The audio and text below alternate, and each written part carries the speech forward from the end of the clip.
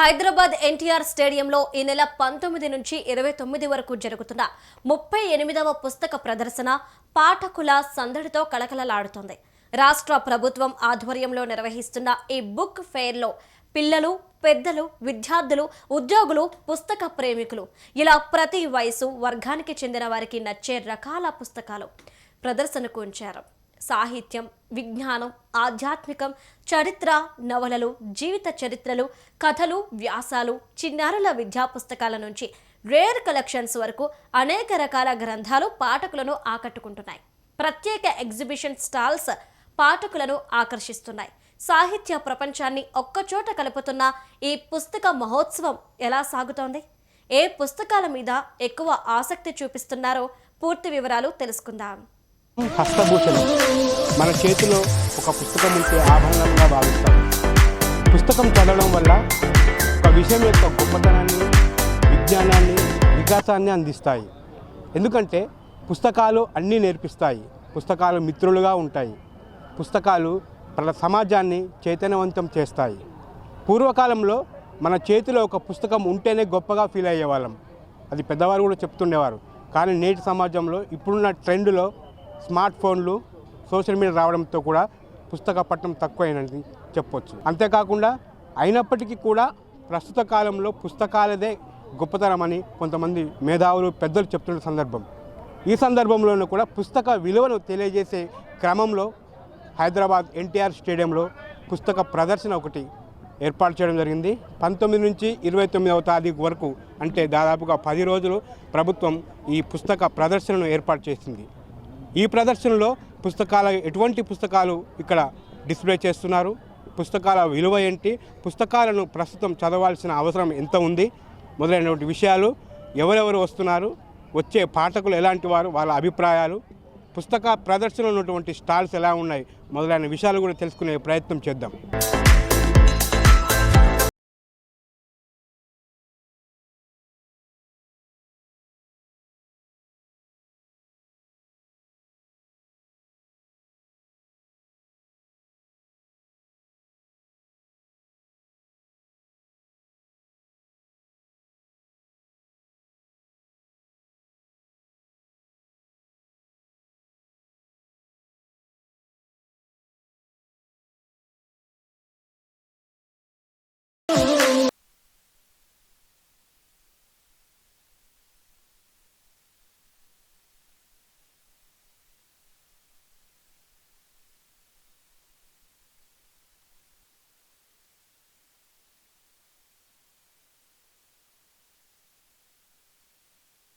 ముప్పై 38వ book fair NTR స్టేడియంలో ఉన్నాము. ఇక్కడ చాలామంది ఈ తరంలో కూడా ఇప్పటికి కూడా బుక్స్ కొనడానికి కొంతమంది సీనియర్ సిటిజన్స్ కావచ్చు, పెద్దవాళ్ళు వచ్చారు. సార్ నమస్తే అండి.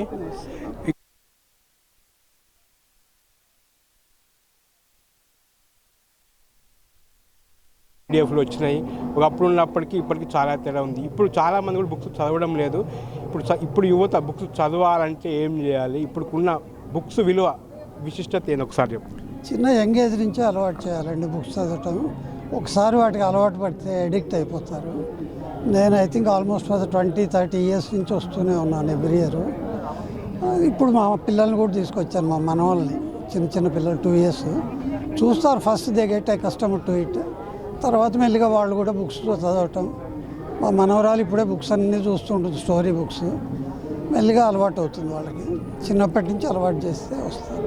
ఇప్పుడున్న క్లాసెస్ కూడా పాఠశాలలో కూడా డిజిటల్ క్లాసెస్ అనేవి కూడా స్టార్ట్ అవుతున్నాయి.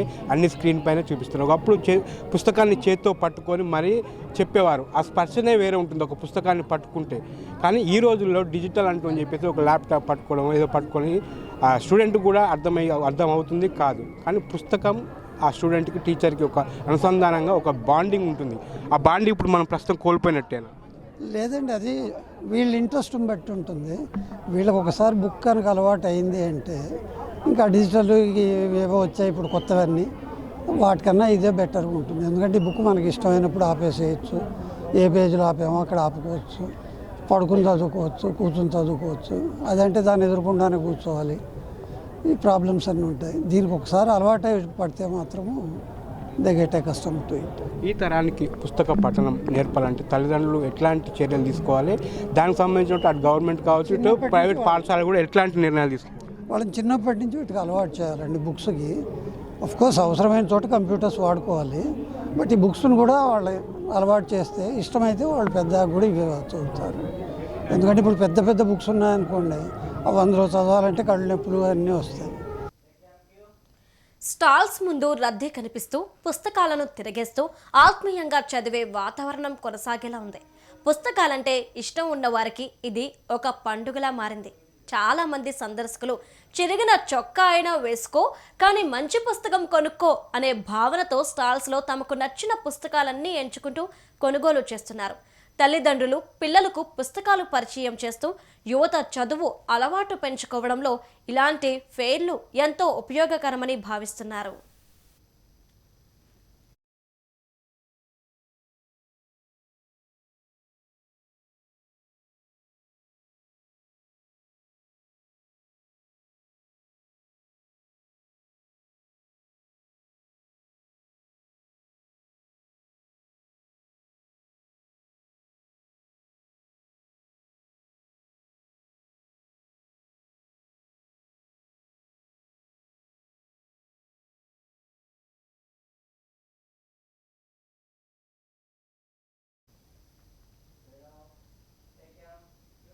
పుస్తక ప్రదర్శనను సందర్శించడానికి స్కూళ్ల నుంచి విద్యార్థులను ప్రత్యేకంగా తీసుకువస్తున్నారు.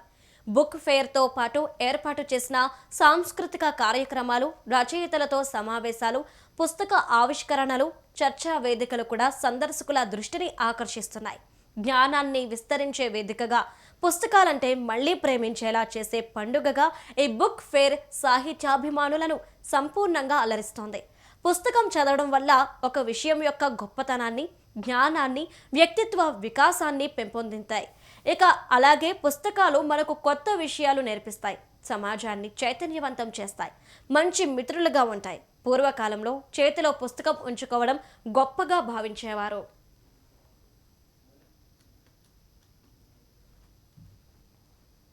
ఇక్కడ మనకు సీనియర్ సిటిజన్స్ పెద్ద ఉన్నాడు. బుక్స్ ఇంపార్టెన్స్ ఏమని అడిగే ప్రయత్నం చేద్దాం. సార్ నమస్తే అండి. నవే డేస్లో బుక్స్ ఇంపార్టెన్స్ ఏమున్నాడు? చాలా ఇంపార్టెన్స్ అండి. జ్ఞానము విజ్ఞానం రెండు అందిస్తూ ఉంటాయి.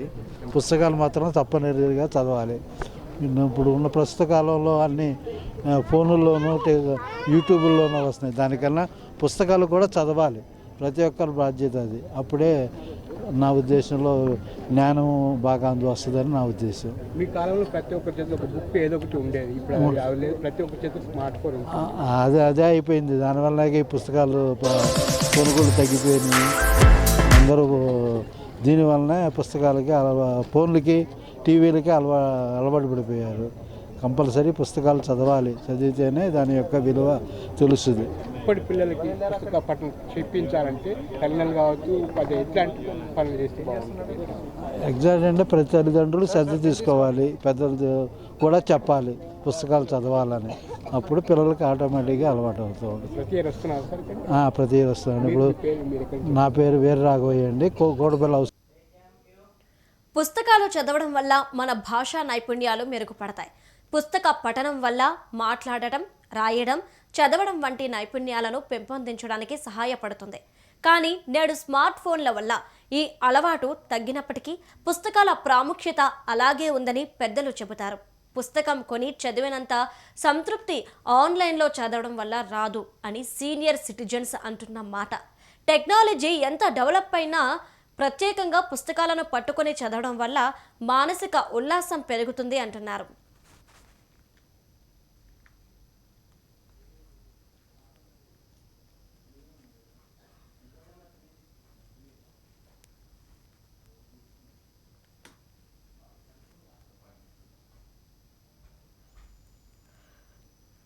కేవలం కెరియర్కి, చదువుకు, ఉద్యోగాలకు సంబంధించిన బుక్సే కాకుండా మరికొన్ని బుక్స్ ఇక్కడ ఉండే మనం చూస్తున్నాము. ఇక్కడ ఏకాంతానికి అంటే ధ్యానానికి సంబంధించిన బుక్స్ కూడా ఉన్న ఒక స్టాల్ ఉంది. ఈ స్టాల్ వ్యక్తులను అడిగి మనం తెలుసుకునే ప్రయత్నం చేద్దాం. సార్, ఈ ధ్యానానికి సంబంధించిన బుక్స్ ఇక్కడ కనిపిస్తున్నాయి. అందరూ కూడా అన్ని బుక్ స్టాల్ కెరియర్కి సంబంధించిన కూడా ఉంటాయి. కానీ ఎందుకు మీరు ధ్యానం బుక్స్ పెట్టాల్సిన అవసరం లేదు? సార్, ఆ ప్రశ్నకు నేను ఏం చెప్తానంటే, ఇప్పుడు మనము స్టోన్ ఏజ్ నుండి ఏఐ వరకు వచ్చాము. ఇంత టెక్నాలజీ వచ్చినా కానీ మనిషి మీద ఒత్తిడి పెరిగిందా తగ్గిందా? పెరుగుతూనే ఉంది. కావున దానికి సొల్యూషన్ ఏంది? కాబట్టి ధ్యానం, యోగా, మన భారతీయ ఆధ్యాత్మిక వారసత్వ సంపద ఏదైతే ఉందో అదే సొల్యూషన్ అన్నమాట మనకి. సో మా సంస్థ వచ్చేసి యోగోదా సత్సంగ్ సొసైటీ. ఇది 1917లో స్వామి యోగానంద గారు స్థాపించారు. సో ఈ యొక్క పుస్తకం అందరికీ తెలిసిందే. ప్రపంచంలో అంటే టాప్ 100 బుక్స్లో అందరూ చదవవలసిన పుస్తకాలలో ఇది ఒకటి అన్నమాట. ఈ రోజుల్లో ఆధ్యాత్మిక రంగానికి చాలా ఆదరణ పెరిగింది. ఎందుకంటే ఎక్కడైనా చూసుకున్నట్టయితే జస్ట్ మనం చదవడమే కాకుండా ఐక్యరాజ్య సమితి కూడా జూన్ 21 యోగా దినోత్సవంగాను, డిసెంబర్ 21 ప్రపంచ ధ్యాన దినోత్సవంగాను ప్రకటించింది. కావున వాటి యొక్క ప్రాముఖ్యత అందరూ తెలుసుకొని ఈ ధ్యానం చేయడం అనేది ఇంపార్టెంట్. పుస్తకాలు విజ్ఞాన భాండాగారాలు, తెలియని విషయాలను అందిస్తాయి. పుస్తకాలను చదవడం వల్ల మానసిక ఎదుగుదల, ఆలోచన పరిధి పెరుగుతుంది. మంచి పుస్తకం ఉత్తమ స్నేహితుడితో సమానం. సమాజంలో మార్పు తీసుకురావడానికి పుస్తకం ఒక గొప్ప ఆయుధం. పుస్తకాలు చదవడం వల్ల మన ఒత్తిడి తగ్గుతుంది. విశ్రాంతి తీసుకోవడానికి, మనస్సును ప్రశాంతంగా ఉంచడానికి సహాయపడుతుంది. పుస్తకాలు చదవడం వల్ల మనం సమయాన్ని గడపడానికి ఒక మంచి మార్గం. పుస్తకాలు చదవడం వల్ల మన సృజనాత్మకత పెంపొందించబడుతుంది. విద్య, వికాసం, కెరియర్కు సంబంధించిన బుక్స్ మాత్రమే కాకుండా ఆధ్యాత్మిక కథ, ధ్యానానికి సంబంధించిన బుక్స్ కూడా ఇక్కడ చూడవచ్చు.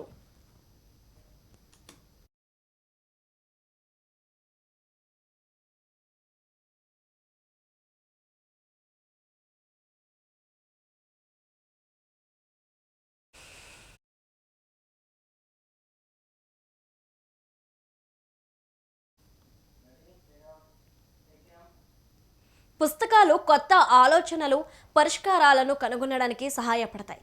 బుక్ చదివేటప్పుడు రచయిత కష్టాన్ని అర్థం చేసుకోవడం వల్ల ఒక విషయం లేదా ఒక వ్యక్తిపై ఉండే అహం తొలగిపోవడానికి పుస్తకాలు ఎంతో తోడ్పడతాయి. నేటి డిజిటల్ యుగంలో ఈ బుక్స్ రూపంలో కూడా పుస్తకాలు మన చేతుల్లోనే ఉంటున్నాయి. ఇది పుస్తక పఠనాన్ని మరింత సులభతరం చేసింది. నేటి ఆధునిక యుగంలో ఆన్లైన్లో అనేక పుస్తకాలు, కథలు లభిస్తున్నాయి. వాటిని ఒక్క ఫింగర్ టచ్తో ఓపెన్ చేసి ప్రింట్ తీసుకొని చదవచ్చు, లేదా ఆన్లైన్లో చదువుకునే అవకాశమూ ఉంది. కానీ చేతితో పుస్తకం పట్టుకొని చదివిన సంతృప్తి, ఆహ్లాదం, వెసులుబాటు ఆన్లైన్లో వచ్చే పుస్తకాలను చదవడం వల్ల అంతగా ఉండకపోవచ్చు.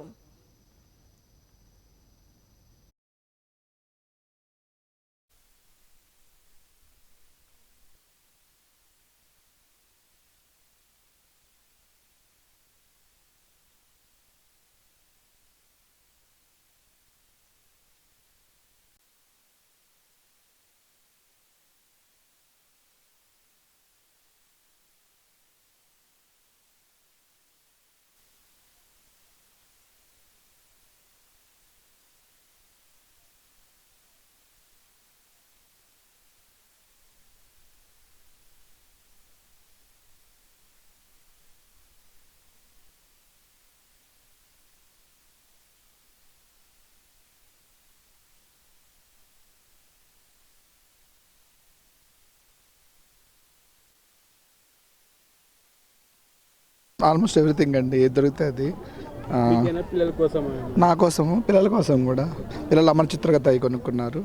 నేను కొన్ని రష్యన్ అవి ఇవి దొరికితే కొనుక్కున్నాను. ఎనీథింగ్ అండి, బుక్ లవర్స్ ఎవరైనా దాదాపు అన్ని బుక్స్ ఇష్టపడతారు. సో దొరికిన ఏమైనా ఇంట్రెస్టింగ్ ఉంటే అవి కొనేసుకుని.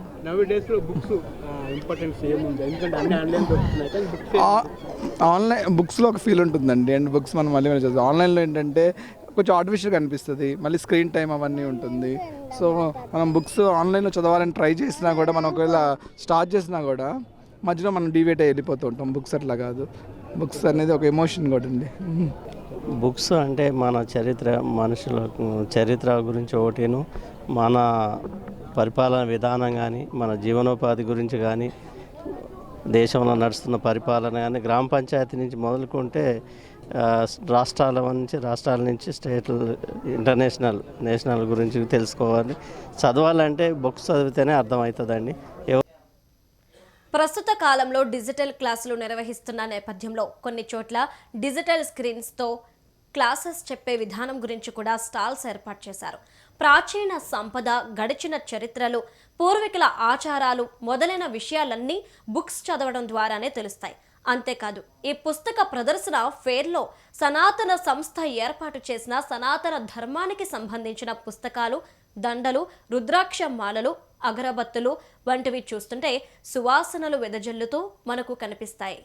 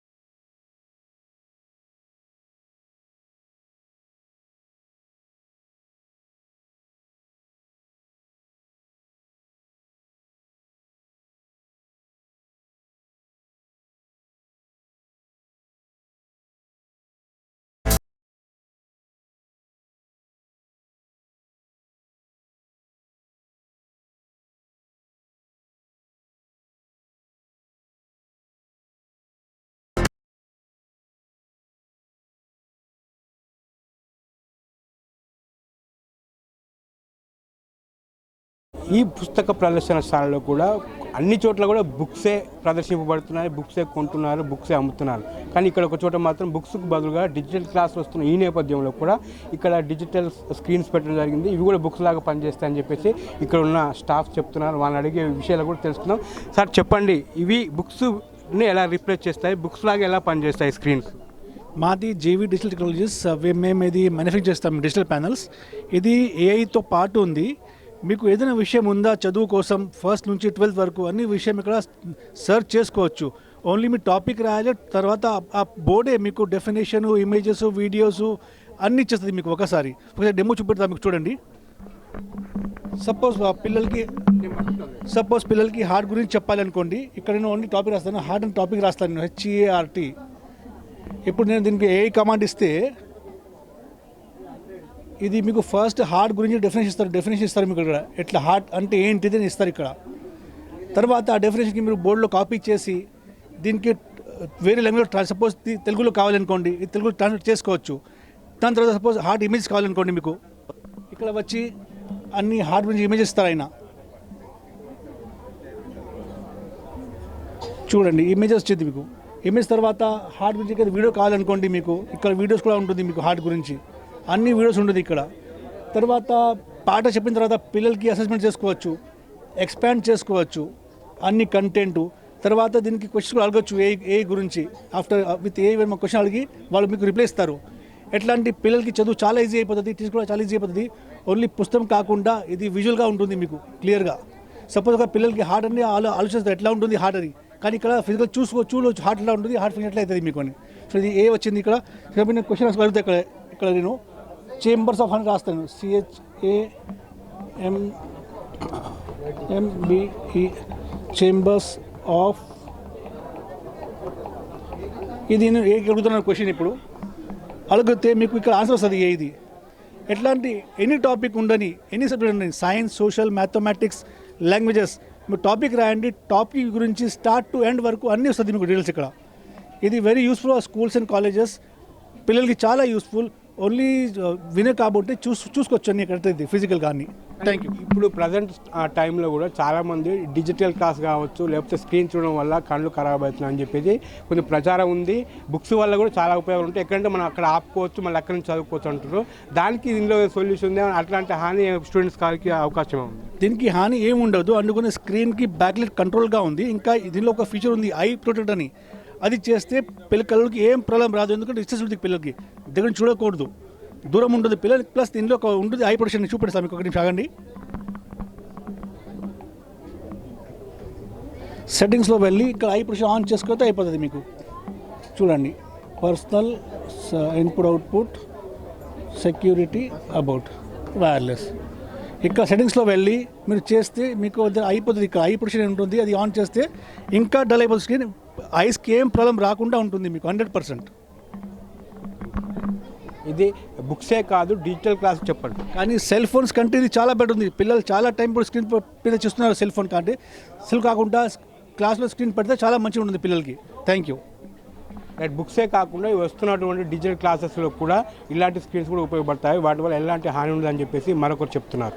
ఈ పుస్తక ప్రదర్శనశాలలో కూడా అన్ని చోట్ల కూడా బుక్సే ప్రదర్శింపబడుతున్నాయి, బుక్సే కొంటున్నారు, బుక్సే అమ్ముతున్నారు. కానీ ఇక్కడ ఒక చోట మాత్రం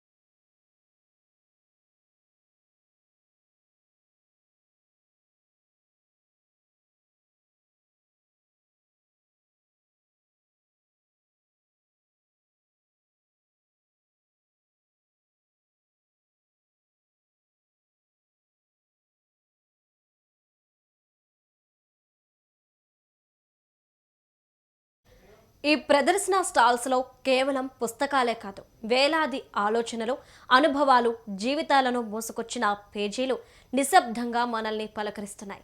చిరిగిన చొక్కా మనసును తగ్గించొచ్చు కానీ ఒక మంచి పుస్తకం మనసును మెల్లగా పైకి తీసుకెళ్తుంది, కొత్త ప్రపంచంలోకి నడిపిస్తుంది. ఎన్టీఆర్ స్టేడియంలో కొనసాగుతున్న ఈ బుక్ ఫెయిర్ పుస్తకాలను అమ్మడం కాదు, మనల్ని మళ్ళీ మనకే పరిచయం చేస్తుంది. పుస్తకాలంటే ఆసక్తి ఉన్నా లేకపోయినా ఈ బుక్ ఫెయిర్లో ఒకసారి తిరిగితే తప్పకుండా చదవాలనే కోరిక మళ్ళీ మేలుకుంటుందని సందర్శకులు అంటున్నారు. ఎన్టీఆర్ స్టేడియంలో సాగుతున్న ఈ పుస్తకాల పండుగ జ్ఞానం కోసం వెతుకుతున్న ప్రతి మనిషిని ఆహ్వానిస్తుంది.